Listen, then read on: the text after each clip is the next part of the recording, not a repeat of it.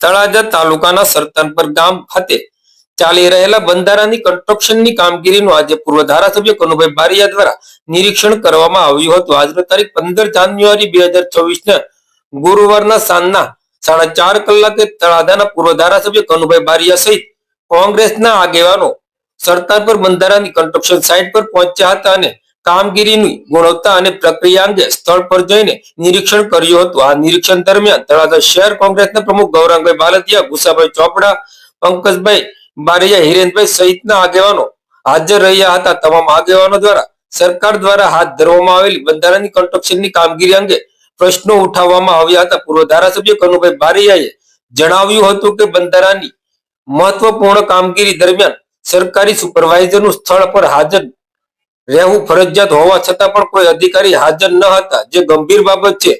તેમણે વધુમાં જણાવ્યું હતું કે આવી બેદરકારીના કારણે કામગીરીની ગુણવત્તા ઉપર પણ પ્રશ્ન ચિહ્ન ઉભું થાય અને તેની તપાસ થવી જોઈએ। કોંગ્રેસના આગેવાનો દ્વારા સરતાનપર બંધારાની કામગીરીની પારદર્શિતા રાખવાની તથા જવાબદાર અધિકારીઓ સામે યોગ્ય કાર્યવાહી કરવાની પણ માંગ કરવામાં આવી હતી।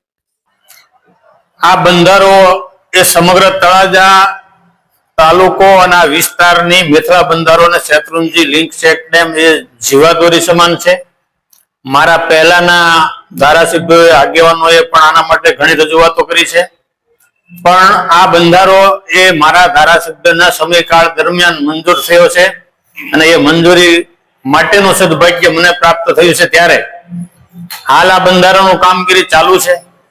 સ્થાનિક આગેવાનો, સ્થાનિક સરપંચો, આ બધા જ લોકોએ આ કામની ક્વોલિટી નબળી થઈ છે એવી અગાઉ આપણા મીડિયમના માધ્યમથી પણ ફરિયાદ કરી છે અને તંત્રને પણ ફરિયાદ કરી છે।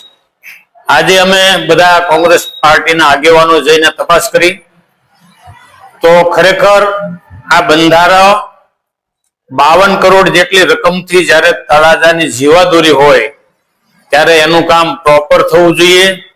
જરૂર પડે એમાં વિજિલન્સની તપાસ થવી જોઈએ।